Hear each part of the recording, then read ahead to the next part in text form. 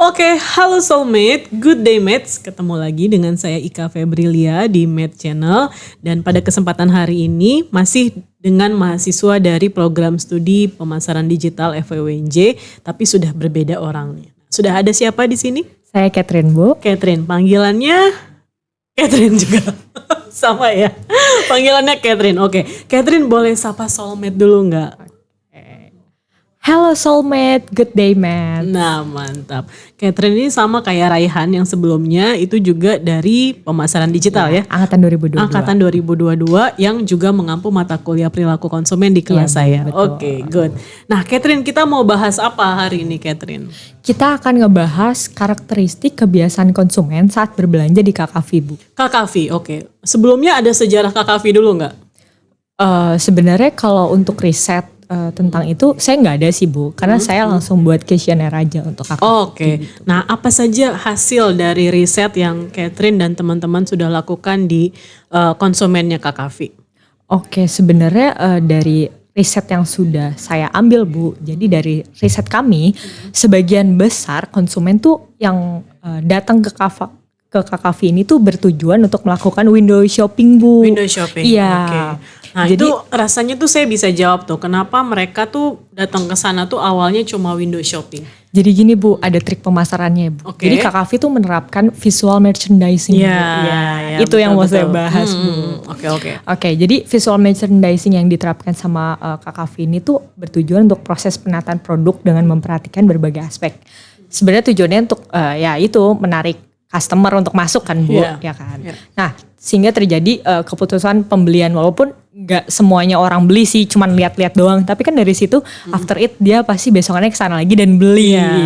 Jadi gitu. Kemungkinan orang untuk melakukan pembelian setelah berkunjung tuh biasanya akan lebih besar dibandingkan orang yang sama sekali nggak tertarik buat masuk ke toko itu gitu ya. Benar. Nah tadi saya sepakat sama visual merchandising karena menurut saya tampilan KKV dan warna yang mereka pilih yang kuning itu gitu ya, itu kan eye catching banget ya. Jadi kayak benar-benar menarik mata calon konsumen untuk bisa masuk ke tokonya mereka gitu bener, ya. Bu. Itu yang diterapkan oleh KKV itu.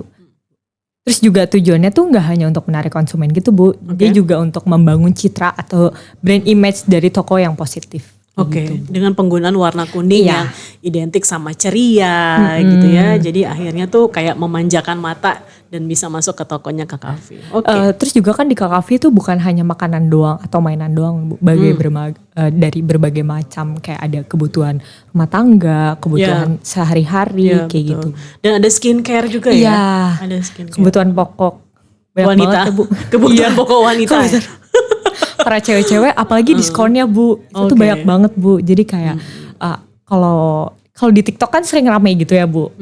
Terus juga selain, kalau menurut saya, Bu, selain produk wanita tuh ada Lego, Bu. Ada Lego juga buat anak-anak? Iya, enggak, Bu, bukan buat anak-anak doang. Jadi tuh dia Legonya Lego bunga gitu, Bu, banyak Lego bunga.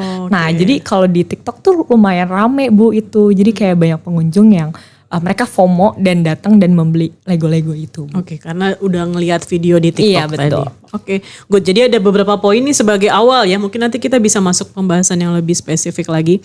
Di awal tuh yang paling menarik tadi ya, visual merchandisingnya KKV. Yang membuat orang tuh yang awalnya mungkin awalnya cuma lewat doang.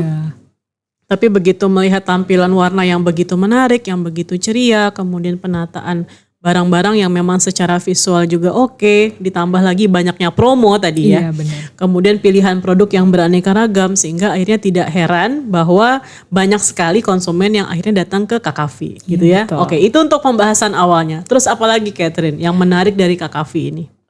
Sebenarnya yang menarik tuh ini sih, Bu, kayak rata-rata transaksi dari setiap responden yang udah saya dari tapi sebelum masuk ke rata-rata itu, boleh nggak secara demografi ada nggak konsumen yang mungkin mayoritas datang ke KKV itu secara gender misalnya lebih banyak apa, kemudian dari sisi income dan seterusnya? Oke, kalau secara gender udah pasti ya, Bu, wanita lebih banyak. Oke. Terus juga secara usia 20 tahun ke atas, bahkan 20 tahun ke bawah juga banyak sih Bu. Ya, anak-anak SMP gitu ya. SMP, SMA saya rasa pasti udah karena juga banyak mereka yang itu Bu yang tadi saya bilang, mereka lihat legonya lucu-lucu Bu, terus betul, bonekanya gitu. Terus juga kalau untuk pendapatan mungkin di range yang 500.000 sampai 1.500.000 Bu. Oke. Gitu, segitu Bu. Oke, 500.000 sampai 1.500.000 itu untuk apa? Range pendapatan konsumen yang datang ke sana? Iya. Oke, karena mungkin produk di sana relatif murah atau gimana? Relatif murah Bu menurut saya. Maksudnya kalau dibandingin dengan di TikTok ya Bu, di TikTok Shop itu nggak jauh beda Bu. Kayak bedanya cuma 1.000-2.000 Bu. Oke. Makanya kemudian yang datang ke sana juga menengah ke bawah juga masih oke ya. Masih oke banget. Karena pilihan produknya banyak, kemudian dan relatif harga yang ditawarkan juga murah. Iya, nggak terlalu mahal. Oke, terus apa lagi? Catherine. Oke Bu. Terus juga kalau untuk itu paling saya akan ngebahasnya yang ini sih Bu. Kalau berdasarkan responden tadi tuh kebanyakan mereka tuh membelinya kebutuhan pribadi Bu. Oke.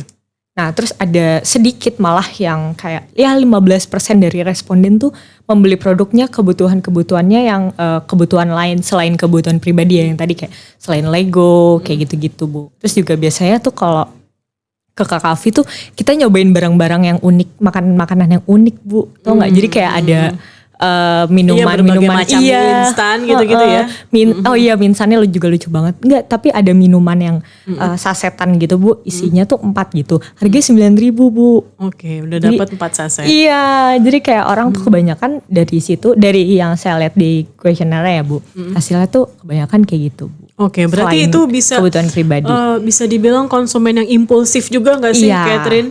Jadi tadi awalnya window shopping, lihat-lihat doang, terus kemudian tertarik, akhirnya tiba-tiba beli aja, walaupun mungkin nggak terlalu sesuai sama kebutuhannya dia, tapi karena tadi ya atas dasar lucu, bagus gitu ya, akhirnya beli. Padahal mungkin sebelumnya belum pernah pakai produk atau brand tersebut gitu ya. Ibu, di sini saya bakal ngebahas sekarang tentang ada 2 kategori nih Bu, alasan orang tuh berbelanja ke Kakafi. Yang pertama tuh mereka membeli karena kebutuhan pokok, dan yang kedua tuh karena ya yang tadi kita bahas Bu, impulsive buying Bu. Kayak gitu. Lebih banyak yang mana persentasenya yang membeli kebutuhan pokok sama yang sifatnya impulsif tadi? Impulsive buying. Impulsif ya. Oke, karena memang di sana kan produknya lumayan random ya, maksudnya bervariasi kan. Banyak kecuali kalau misalnya kita sebut Indomaret, Alfamart, mungkin mayoritas orang yang datang ke sana karena memang membeli kebutuhan pokok gitu ya.